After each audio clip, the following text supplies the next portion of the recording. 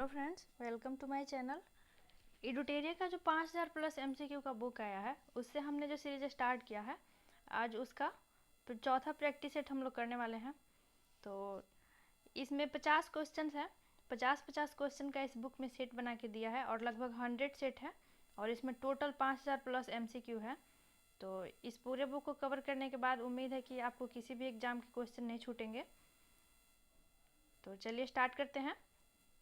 अगर वीडियो अच्छी लगे तो इसे लाइक और शेयर करें और चैनल को सब्सक्राइब करें। तो आज का पहला क्वेश्चन देख लेते हैं। भारत में पर्यावरण संरक्षण अधिनियम कब पारित किया गया? तो भारत में पर्यावरण संरक्षण अधिनियम 1986 में पारित हुआ था। ऑप्शन सी इसका सही आंसर है। नेक्स्ट है, निम्नलिखित में से कौन एक कृत्रिम परितंत्र है? तो इनमें जो ऑप्शन है, इसमें कृत्रिम परितंत्र कौन है ये बताना है। तो इसका आंसर हो जाएगा ऑप्शन डी, बगीचा। बाकी ये वन, झील और समुद्र ये सभी प्राकृतिक हैं और ये बगीचा कृत्रिम परितंत्र है। बगीचा सही आंसर हो जाएगा। नेक्स्ट है, निम्नलिखित में से कौन सर्वाधिक ग्रीन हाउस इफेक्ट करती है? तो इनमें से कौन सा ऐसा है जो सर्वाधिक ग्रीन हाउस इफेक्ट करता है ये बताना है। तो इसका आंसर हो जाएगा ऑप्शन ए, जलवाष्प। नेक्स्ट है, भारत के मुख्य भूमि का दक्षिणतम बिंदु है। तो भारत के मुख्य भूमि का जो दक्षिणतम बिंदु है वह है कन्याकुमारी। ऑप्शन बी सही आंसर है। तो कन्याकुमारी भारत के मुख्य भूमि का दक्षिणतम बिंदु है, इसे आप याद रखिएगा। और अगर क्वेश्चन आए कि भारत का दक्षिणतम बिंदु कौन है, यानी कि भारत का सुदूर दक्षिणतम बिंदु कौन है, तो उसका आंसर होगा इंदिरा पॉइंट। इंदिरा पॉइंट या पिग्मेलियन पॉइंट या पार्सन पॉइंट, ये तीनों में से कोई भी ऑप्शन में रहे तो सही आंसर हो जाएगा। और उत्तरी बिंदु कौन है? तो उत्तरी बिंदु हो जाएगा इंदिरा कॉल। इंदिरा कॉल, इसे भी आप याद रखिएगा। और मुख्य भूमि का दक्षिणतम बिंदु है कन्याकुमारी। नेक्स्ट है, भारत में किस प्रकार का वन सर्वाधिक भाग में पाया जाता है? तो भारत के सर्वाधिक भाग में किस प्रकार का वन पाया जाता है? तो भारत के सर्वाधिक भाग में उष्णकटिबंधीय पर्णपाती वन पाया जाता है। ऑप्शन बी सही आंसर हो जाएगा। नेक्स्ट है, निम्नलिखित कथनों में कौन सही है? तो इसमें जो कथन दिए गए हैं उसमें बताना है कौन सही है। तो इसका पहला कथन है, हिमालय के पश्चिमी भाग की अपेक्षा पूर्वी भाग में अधिक विविधता पाई जाती है। और सेकंड है, हिमालय के पश्चिमी भाग की अपेक्षा पूर्वी भाग की चौड़ाई अधिक है। तो इनमें कौन सही है ये बताना है। तो इसका सही आंसर हो जाएगा ऑप्शन ए, केवल एक सही है। हिमालय के पश्चिमी भाग की अपेक्षा पूर्वी भाग में अधिक विविधता पाई जाती है। नेक्स्ट है 7 नंबर, अरब सागर में गिरने वाली भारत की सबसे बड़ी प्रायद्वीपीय नदी कौन है? तो अरब सागर में गिरने वाली सबसे बड़ी प्रायद्वीपीय नदी है नर्मदा, इसे आप याद रखिएगा। और नर्मदा जबलपुर के निकट धुआंधार जलप्रपात बनाती है, इसे भी आप याद रखिएगा। नेक्स्ट है, चाय की खेती के लिए निम्न में से कौन सी मिट्टी सबसे उपयुक्त है? तो चाय की खेती किस मिट्टी में होती है और सबसे अधिक उपयुक्त मिट्टी कौन सी है? तो इसका आंसर हो जाएगा ऑप्शन ए, अम्लीय मिट्टी। अम्लीय मिट्टी चाय की खेती के लिए सबसे उपयुक्त है। नेक्स्ट है, मानसून निवर्तन होता है। तो मानसून निवर्तन होता है कहाँ पे? तो उत्तर पश्चिमी भारत से बंगाल की खाड़ी। मानसून निवर्तन कहाँ होता है? उत्तर पश्चिम भारत से बंगाल की खाड़ी में होता है। नेक्स्ट है, वेनेजुएला की राजधानी कहाँ है? तो वेनेजुएला की राजधानी है कराकस। ऑप्शन ए सही आंसर है।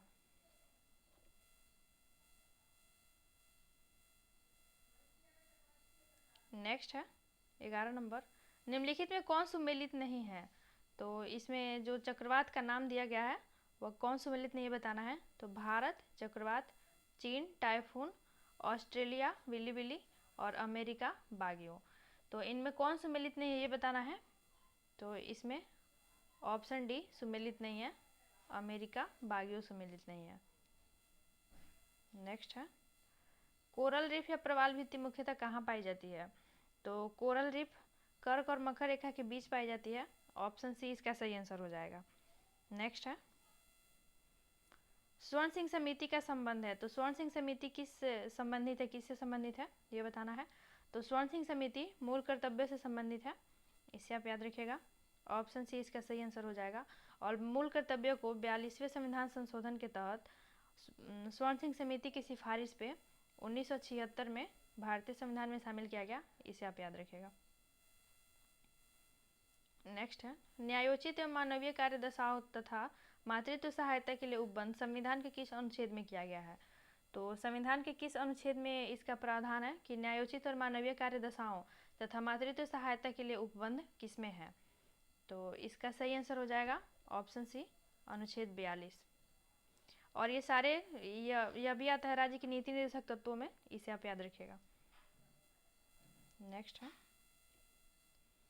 भारत के नियंत्रक और महालेखा परीक्षक के संबंध में निम्न कथनों पर विचार कीजिए। तो भारत के नियंत्रक और महालेखा परीक्षक के संबंध में जो कथन दिए गए उन्हें देख लेते हैं। पहला है, इसके कार्यकाल 6 वर्ष या 62 वर्ष जो पहले हो आयु तक होता है। तो कार्यकाल 6 वर्ष का होगा और नहीं तो 62 वर्ष की आयु तक जो पहले हो जाए। अगर 6 वर्ष पूरा हो जाए तो 6 वर्ष तक होगा, और अगर 6 वर्ष पूरा होने से पहले 62 वर्ष की आयु पूरी हो जाए तब तक होगा। तो पहला ऑप्शन ये हो गया। दूसरा है, राष्ट्रपति के प्रसाद पर्यंत अपने पद पे बना रहता है। तो नियंत्रक और महालेखा परीक्षक राष्ट्रपति के प्रसाद पर्यंत अपने पद पे बना रहता है। और तीसरा है, इसके वेतन एवं अन्य सेवा शर्तें राष्ट्रपति द्वारा निर्धारित होती है। तो इनमें से कौन सा कथन गलत है ये बताना है। तो इसका सही आंसर हो जाएगा ऑप्शन डी। ऑप्शन डी इसका सही आंसर है। इसमें सभी गलत है। नेक्स्ट है, राज्य में मुख्यमंत्री समेत मंत्रियों की अधिकतम संख्या विधानसभा के कुल सदस्य संख्या के कितने प्रतिशत से अधिक नहीं होनी चाहिए?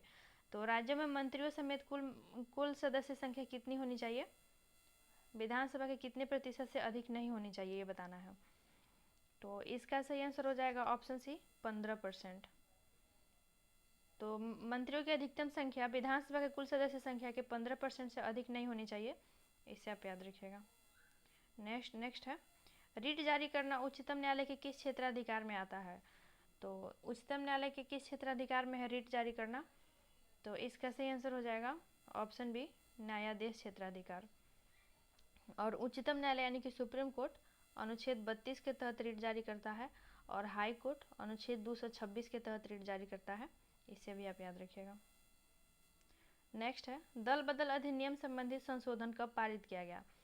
तो दल बदल अधिनियम संबंधी संशोधन कब पारित हुआ था? तो यह पारित हुआ था 1985 में। इसे आप याद रखिएगा। नेक्स्ट है, सर्वप्रथम प्रत्यक्ष चुनाव का प्रावधान निम्नलिखित में से किस अधिनियम द्वारा किया गया? तो प्रत्यक्ष चुनाव का प्रावधान सर्वप्रथम भारत शासन अधिनियम 1919 के तहत किया गया था। सही आंसर है ऑप्शन सी। नेक्स्ट है, प्रधानमंत्री का राष्ट्रपति को सूचनाएं प्रदान करने संबंधी कर्तव्यों का उल्लेख है। तो किस अनुच्छेद के तहत यह उल्लेख है कि प्रधानमंत्री राष्ट्रपति को सूचनाएं प्रदान करेंगे? तो इसका उल्लेख है अनुच्छेद 78 के तहत। ऑप्शन डी इसका सही आंसर है। नेक्स्ट है, निम्नलिखित में से कौन सा देश प्रातःकाल शांति की भूमि के नाम से जाना जाता है? तो इसका सही आंसर हो जाएगा ऑप्शन इसका सही आंसर हो जाएगा ऑप्शन बी, दक्षिण कोरिया। दक्षिण कोरिया इसका सही आंसर है। निम्नलिखित में से कौन सा देश प्रातःकाल शांति की भूमि के नाम से जाना जाता है? तो दक्षिण कोरिया प्रातःकाल शांति की भूमि के देश के रूप में जाना जाता है। सही आंसर है ऑप्शन बी। नेक्स्ट है, विश्व जल संरक्षण दिवस मनाया जाता है। तो विश्व जल संरक्षण दिवस कब मनाया जाता है? तो यह मनाया जाता है 22 मार्च को। ऑप्शन बी इसका सही आंसर है। नेक्स्ट है, स्वदेशी और बहिष्कार आंदोलन का अनुमोदन कांग्रेस के किस अधिवेशन में हुआ था? तो कांग्रेस के किस अधिवेशन में स्वदेशी और बहिष्कार आंदोलन का अनुमोदन किया गया था? तो इसका अनुमोदन हुआ था बनारस अधिवेशन 1905 में। और इसके अध्यक्ष कौन थे? तो इसके अध्यक्ष थे गोपाल कृष्ण गोखले। गोपाल कृष्ण गोखले इसके अध्यक्ष थे। इसे आप याद रखिएगा। नेक्स्ट है, कांग्रेस की कार्य समिति में भारत विभाजन का प्रस्ताव कब पारित किया गया? तो कांग्रेस की कार्य समिति में भारत विभाजन का प्रस्ताव कब पारित हुआ था? तो यह पारित हुआ था 14 जून 1947 को। ऑप्शन बी इसका सही आंसर है। तो भारत विभाजन का प्रस्ताव कांग्रेस की कार्य समिति में 14 जून 1947 को पारित हुआ था। इसे आप याद रखिएगा। नेक्स्ट है, संविधान सभा की प्रथम बैठक का आयोजन किस गवर्नर जनरल के द्वारा किया गया? तो संविधान सभा की प्रथम बैठक का आयोजन लॉर्ड बेवेल के द्वारा किया गया था। ऑप्शन बी सही आंसर है। नेक्स्ट है, मंगल पांडे ने प्रथम भारतीय स्वतंत्रता संग्राम की शुरुआत की। इसके उपरांत ब्रिटिश सरकार द्वारा उन्हें कब फांसी दी गई? तो मंगल पांडे को कब फांसी दी गई थी? तो मंगल पांडे को फांसी दी गई थी 8 अप्रैल 1857 को। और मंगल पांडे ने सर्वप्रथम विद्रोह किया था 1857 का विद्रोह जो हुआ था उसमें, और लेफ्टिनेंट बाग और सार्जेंट ह्यूरसन की इन्होंने हत्या कर दी थी। ऐसे भी आप याद रखिएगा। नेक्स्ट है, बहावी आंदोलन का प्रमुख क्षेत्र नहीं रहा। तो कौन सा ऐसा क्षेत्र है जो बहावी आंदोलन का प्रमुख क्षेत्र नहीं था, ये बताना है। तो इसका सही आंसर हो जाएगा ऑप्शन सी, असम। नेक्स्ट है, पुस्तक एरिया ऑफ डार्कनेस के लेखक है। तो एक बुक है एरिया ऑफ डार्कनेस और इसके लेखक कौन है ये बताना है। तो इसके लेखक है वीएस नैपाल। ऑप्शन ए सही आंसर है। नेक्स्ट है, इसमें सूची 1 को सूची 2 से सम्मिलित करें। तो एक तरफ सूची 1 में दिया है संधियों के नाम दिया गया है और सूची 2 में दिया गया है वर्ष के नाम। तो कौन सी संधि किस वर्ष हुई थी, इसे सम्मिलित करना है। तो चलिए देख लेते हैं।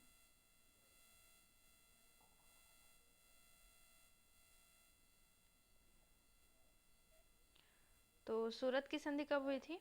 तो सूरत की संधि 1 मिनट। सूरत की संधि कब हुई थी? तो सूरत की संधि हुई थी 1775 में। नेक्स्ट है पूना की संधि। तो पूना की संधि हुई थी 1817 में। और नेक्स्ट है पुरंदर की संधि। तो पुरंदर की संधि हुई थी 1665 में। और देवगांव की संधि हुई थी 1803 में। तो इस तरह इसका सही आंसर हो जाएगा ऑप्शन सी। नेक्स्ट है 29 नंबर। नेक्स्ट है, निम्नलिखित में से किस ग्रंथ से गुप्त काल के बारे में जानकारी मिलती है? तो इनमें से किस ग्रंथ से गुप्त काल के बारे में जानकारी मिलती है? तो इसका सही आंसर हो जाएगा ऑप्शन ए मृच्छकटिकम। मृच्छकटिकम से गुप्त काल के बारे में जानकारी मिलती है। नेक्स्ट है, कलिंग शासक खारवेल किस धर्म का अनुयायी था? तो कलिंग के जो शासक थे खारवेल वे किस धर्म के अनुयायी थे? तो वे जैन धर्म के अनुयायी थे। इसे आप याद रखिएगा। और इनसे संबंधित अभिलेख है हाथी गुम्फा अभिलेख, इसे भी आप याद रखिएगा। नेक्स्ट है, भीतरी स्तंभ अभिलेख किस शासक से संबंधित है? तो भीतरी स्तंभ अभिलेख किस शासक से संबंधित है? तो यह संबंधित है स्कंदगुप्त से। गुप्त शासक स्कंदगुप्त से संबंधित है। नेक्स्ट है, दक्षिण भारत में स्थित कैलाश मंदिर किस शासकों के द्वारा निर्मित है? नेक्स्ट है, दक्षिण भारत में स्थित कैलाशनाथ मंदिर किस शासकों के द्वारा निर्मित है? तो दक्षिण भारत में जो कैलाशनाथ मंदिर है इसे किन शासकों ने बनवाया है? तो इसे बनवाया है पल्लव शासकों ने। ऑप्शन बी सही आंसर है। नेक्स्ट है, सिकंदर की मृत्यु के बाद भारत ने अपनी गर्दन से दास्ता का जुआ उतार फेंका, साथ ही अपने गवर्नरों की हत्या कर दी। इस मुक्ति युद्ध का नायक सेंड्रोकोट्स था। चंद्रगुप्त के विषय में यह किसने लिखा है? तो ये जो कथन दिए गए हैं ये चंद्रगुप्त के संबंध में है कि सिकंदर की मृत्यु के बाद भारत ने अपनी गर्दन से दास्ता का जुआ उतार फेंका और साथ ही अपने गवर्नरों की हत्या कर दी। इस मुक्ति युद्ध का सेनानायक सेंड्रोकोट्स था। तो सेंड्रोकोट्स किसे कहा जाता था? सेंड्रोकोट्स कहा जाता था चंद्रगुप्त को। तो ये चंद्रगुप्त के विषय में ये कथन किसने कहा है? तो इसे कहा है एरियन ने। ऑप्शन सी सही, ऑप्शन बी सही आंसर है। नेक्स्ट है, ध्वनि का प्रभाव मानव के मस्तिष्क में संवेदन कितने समय तक रहता है? तो मानव मस्तिष्क के संवेदन में कितने समय तक ध्वनि का प्रभाव रहता है? तो इसका सही आंसर हो जाएगा ऑप्शन बी 1/10 सेकेंड तक। नेत्र में प्रवेश करने वाले प्रकाश की मात्रा का नियंत्रण निम्न में से किस अंग द्वारा किया जाता है? तो नेत्र में जो प्रकाश की मात्रा प्रवेश करती है उसका नियंत्रण किस अंग के द्वारा किया जाता है? तो इसका नियंत्रण किया जाता है आइरिस के द्वारा। ऑप्शन डी सही आंसर हो जाएगा। नेक्स्ट है 37, रक्त की अशुद्धियाँ किस अंग में जाकर छनती है? तो ब्लड में जो अशुद्धियाँ होती हैं वह किस अंग में जाके छनती हैं? तो यह वृक्क में जाके छनती है। ऑप्शन बी सही आंसर हो जाएगा। नेक्स्ट है, रक्त का कितना प्रतिशत भाग प्लाज्मा होता है? तो ब्लड का कितना प्रतिशत भाग प्लाज्मा होता है? तो इसका आंसर हो जाएगा ऑप्शन सी 55 से 60%। नेक्स्ट है, एक पौधे पर पुष्पन होने के लिए उत्तरदायी हार्मोन है। तो पौधे पर पुष्पन होने के लिए जो हार्मोन उत्तरदायी होता है उस हार्मोन का नाम है फ्लोरोजीन। ऑप्शन डी सही आंसर है। नेक्स्ट है 40 नंबर, इंद्रधनुष किसके कारण होता है? तो इंद्रधनुष परावर्तन और अपवर्तन दोनों के कारण होता है, तो ऑप्शन डी इसका सही आंसर हो जाएगा। नेक्स्ट है 41, एक ही पदार्थ के अणुओं के बीच 1 मिनट, एक ही पदार्थ के अणुओं के बीच कार्यकारी आकर्षण बल को क्या कहा जाता है? तो एक ही पदार्थ के अणुओं के बीच जो कार्यकारी आकर्षण बल लगता है उसे क्या कहा जाता है? तो उसे कहा जाता है ससंजक बल। नेक्स्ट है 42, किसी अभिक्रिया में भाग लेने वाले पदार्थ क्या कहलाते हैं? तो किसी अभिक्रिया में भाग लेने वाले पदार्थों को क्या कहा जाता है? तो उन्हें कहा जाता है अभिकारक। ऑप्शन सी सही आंसर है। नेक्स्ट है 43, क्षारक को जल में घोलने पर क्या मुक्त होता है? तो क्षारक को जल में घोलने पर OH माइनस आयन मुक्त होता है, OH माइनस आयन मुक्त होता है। नेक्स्ट है, नींबू के रस का pH मान होता है, तो नींबू के रस का pH कितना होता है? तो इसका pH होता है 2.2। नेक्स्ट है, बादल और वायुमंडल का तैरना किस कारण होता है? तो बादल और वायुमंडल किस कारण तैरते हैं? तो इसका सही आंसर हो जाएगा ऑप्शन डी श्यानता के कारण। नेक्स्ट है 46, छाया में पनपने वाले पौधे को क्या कहते हैं? तो जो पौधे छाया में पनपते हैं उन्हें क्या कहा जाता है? तो उन्हें कहा जाता है सीओफाइट्स। ऑप्शन बी सही आंसर है। नेक्स्ट, मेन रहीन अंतर्राष्ट्रीय रेखा किन दो देशों के बीच है? तो मेन रहीन अंतर्राष्ट्रीय रेखा रूस और फिनलैंड के बीच है, ऑप्शन ए सही आंसर हो जाएगा। नेक्स्ट है, जैव विविधता दिवस निम्नलिखित में से किस दिन को मनाया जाता है? तो किस दिन को जैव विविधता दिवस मनाया जाता है? तो यह मनाया जाता है 22 मई को। नेक्स्ट है, राष्ट्रीय खाद्य सुरक्षा मिशन की शुरुआत किस वर्ष की गई? तो राष्ट्रीय खाद्य सुरक्षा मिशन की शुरुआत 2007 में हुई थी, ऑप्शन ए सही आंसर हो जाएगा। नेक्स्ट है 50 नंबर और इस सेट का आखिरी क्वेश्चन, भारत में मुद्रास्फीति के प्राकलन का सबसे प्रचलित माप है? तो भारत में मुद्रास्फीति के प्राकलन का सबसे प्रचलित माप है CPI। तो इस तरह इसमें जो 50 क्वेश्चन दिए गए हैं उन्हें हमने कर लिया, और अब इसमें जो एक्स्ट्रा फैक्ट्स दिया है उसे देख लेते हैं। तो आज इसमें दिया है महात्मा बुद्ध के बारे में, यहाँ से है, महात्मा बुद्ध के बारे में दिया है।